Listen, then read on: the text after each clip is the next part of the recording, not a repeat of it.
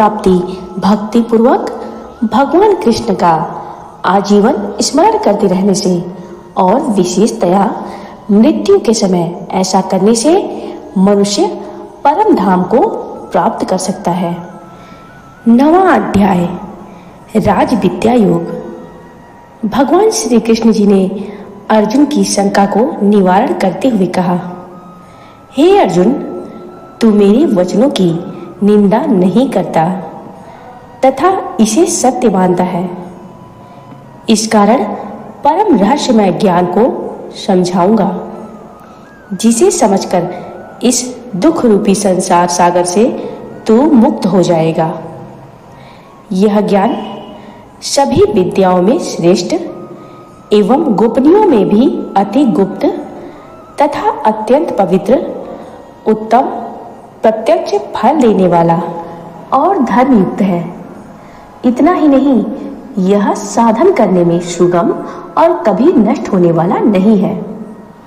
हे परंतप, इस धर्म पर जिनकी श्रद्धा नहीं होती, वे पुरुष मेरे को प्राप्त न करते हुए मृत्यु रूप संसार के चक्र में ही भटकते रहते हैं।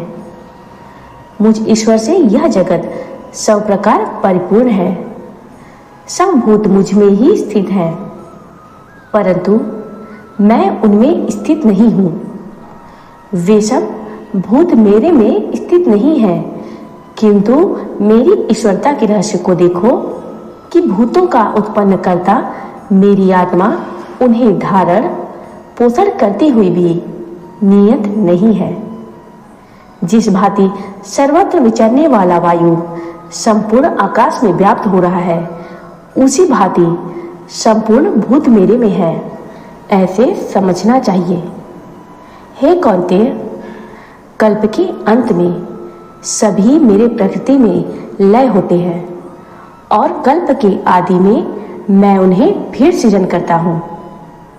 मैं अपनी त्रिगुणात्मिका माया के आश्रय से गुण और स्वभाव अनुसार इस समस्त भूत समुदाय को बारंबार उत्पन्न करता हूँ। हे धनंजय, मैं कर्मों के संबंध में दृढ़ता से उदासीन और आसक्ति रहित हूँ। इसी कारण वे कर्म मुझे बंधन में नहीं डाल सकते। मेरी प्रकृति इस चराचर जगत को मुझ सर्वत्र के सकाश से रचना करती है और उपरोक्त कारण से ही यह संसार आवागमन में लगा रहता है। इस पर भी मूढ़ मनुष्य चराचर के स्वामी मेरे स्वरूप को यथावत न समझते हुए मुझे साधारण पुरुष ही मानकर मेरी अवज्ञा करते हैं। उन मनुष्यों की व्यर्थ आशा, व्यर्थ कर्म एवं ज्ञान वृथा है। अविवेकी लोग निशाचरों के समान मोहित करने वाले तमोगुणी स्वभाव को ही धारण किए रहते हैं।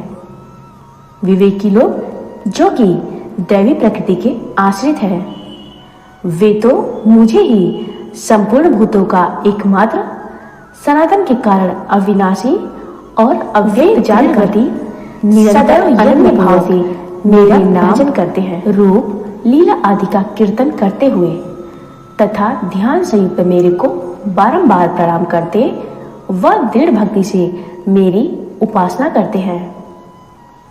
उन उपासना करने वालों में अनेक प्रकार की क्रियाएं हैं। जैसे कोई तो ज्ञान से मुझे पूछते हैं, कोई एक ही भाव से जो कुछ है सब ब्रह्म ही है, कोई पृथकत्व भाव स्वामी सेवक भाव से मुझे अनेक रूप वाला विराट रूप समझकर बहुत प्रकार से पूछते हैं।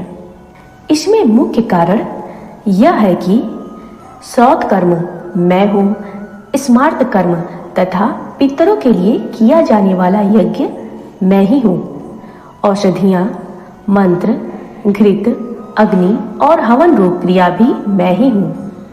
मैं ही जगत का धारण पोषण करने वाला, कर्मों का फल दाता और माता पिता एवं पितामह हूँ तथा पवित्र ओंकार, ऋग्वेद, सामवेद और यजुर्वेद भी मैं ही हूँ। सबका स्वामी, सबकी गति पालनकर्ता प्रभु, साक्षी अंत का निवास स्थान, रक्षक, मित्र, उत्पत्तिकर्ता, संहार करने वाला, सृष्टि का आधार, प्रलय स्थान तथा अविनाशी मैं ही हूँ। सूर्य रूप होकर मैं ही तपता हूँ और जल का आकर्षण करके मैं ही बरसाता भी हूँ। इतना ही नहीं, हे अर्जुन, मैं ही अमृत तथा मृत्यु हूँ और सत एवं असत सब कुछ मैं ही हूँ। तीनों वेदों के ज्ञाता तथा सोम रस पान करने वाले और पापों से रहित जो मनुष्य यज्ञों के द्वारा मेरी पूजा कर स्वर्ग प्राप्ति के इच्छुक हैं, वे अपने सत्कर्मों के फलस्वरूप इंद्रलोक अर्थात दिव्य देव भोगों का भोग प्राप्त करते हैं। वह उस विशाल स्वर्गलोक के भोगों को पूर्णतया भोग कर पूर्ण क्षीण होते ही पुनः मृत्यु लोक में आ जाते हैं।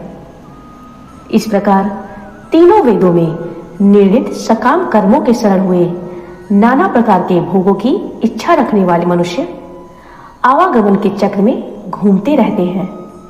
जो मेरे भक्त अनन्य भाव से मेरे में स्थिति रखते हुए मुझ परमात्मा का तैल धारावत निरंतर चिंतन करते हुए निष्काम भावना से भजन करते हैं, उन एक ही भाव वाले महापुरुषों का योगक्षेम मैं स्वयं करा देता हूँ।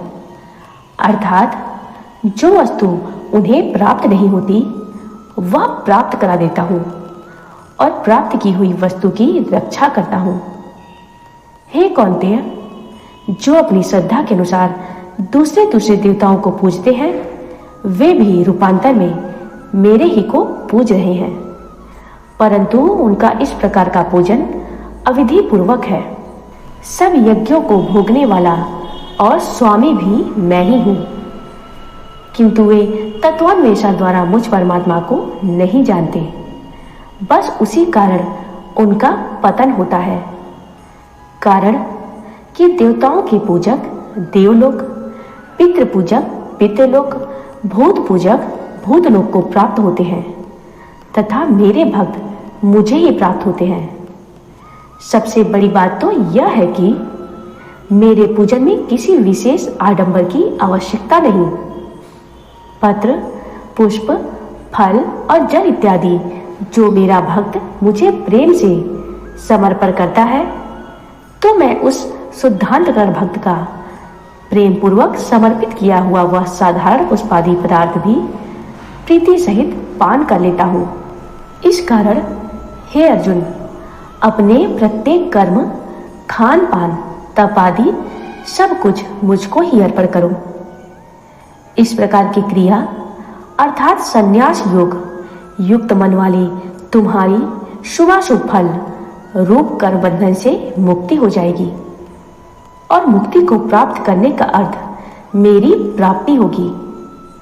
मैं समस्त भूतों में व्यापक हूँ और मेरा कोई प्रिय अप्रिय भी नहीं, किंतु जो मेरे भक्त मुझे प्रेम से भजते हैं, वे मुझ में और मैं उनमें सदैव रहता हूँ। यदि कोई महान दुराचारी भी अनन्य भाव से मेरा भक्त होता है तथा अनन्य चित्त और दृढ़ता से निरंतर मेरा भजन करता है, तो वह साधु ही माना जाना चाहिए। ऐसा धर्मात्मा पुरुष सदा निश्चित रहने वाली परम शांति को प्राप्त होता है। मेरा भक्त कभी नष्ट नहीं होता। स्त्री, वैश्य एवं शूद्र इत्यादि में से पापकर्मी भी यदि कोई है तो वे भी शरण में आकर परम गति प्राप्त कर जाते हैं। फिर जो पुरुषशील ब्राह्मण और राजर्षि भक्त परम गति को प्राप्त करते हैं, तो इसमें आश्चर्य की बात नहीं। अतएव इस नाशवान मनुष्य शरीर को प्राप्त हो, इस मिथ्या संसार में निरंतर केवल मेरा ही भजन करो, मेरे में मन लगाकर मेरे भक्त बनो, मेरा भजन करते हुए मुझे ही प्रणाम करो। इस प्रकार मेरे शरणापन्न होने तथा आत्मा को मुझ में एकीकरण करने से मुझ ही को प्राप्त होगे। जय श्री कृष्ण, जय वासुदेव। नवें अध्याय का महात्म्य। श्री नारायण जी बोले, दक्षिण देश में भाव सुशर्मा नामी शूद्र मदिरा पान करने से मर गया। वह मरकर प्रेत हुआ और एक वृक्ष पर रहने लगा। उस गांव में एक ब्राह्मण रहता था। उसकी स्त्री किसी को भिक्षा नहीं देती थी। वे दोनों भी मरने पर प्रेत होकर उस वृक्ष के नीचे रहने लगे जहां प्रेत रहता था। एक दिन स्त्री पिशाचिनी ने पुरुष पिशाच से पूछा, तुम्हें पिछले जन्म की खबर है? पिशाच ने कहा, मैं पिछले जन्म में ब्राह्मण था। पिशाचिनी ने कहा, तूने पिछले जन्म में क्या साधना करी जिससे तुझे पिछले जन्म की खबर रही? पिशाच ने कहा, मैंने पिछले जन्म में कोई पुण्य नहीं किया, सिर्फ गीता के 9वें अध्याय का श्रवण किया था। पिशाचिनी ने भी गीता के 9वें अध्याय को श्रवण किया। ऊपर बैठे हुए प्रेत ने भी वह वार्तालाप श्रवण किया। गीता के वार्तालाप के पुण्य से वे देव देह पाकर बैकुंठ को चले गए। मार्ग में देवताओं ने उनसे पूछा कि तुम किन पुण्यों के कारण इतनी जल्दी बैकुंठ को चले हो? उन्होंने देवताओं से कहा, हमने एक ब्राह्मण के मुख से गीता के 9वें अध्याय का श्रवण किया जिसके प्रताप से बैकुंठ को जाते हैं। यह सुनकर देवताओं ने कहा, श्री गीता जी का ऐसा प्रताप है जिसके श्रवण करने से ऐसे पतित जीव भी बैकुंठ वासी हुए हैं। श्री नारायण जी ने लक्ष्मी जी से कहा, हे लक्ष्मी, मैंने 9वें अध्याय का महात्म्य आपको सुनाया है जिसको सुनने मात्र से व्यक्ति को बैकुंठ की प्राप्ति होती है। उसके सारे पाप कर्म नष्ट हो जाते हैं।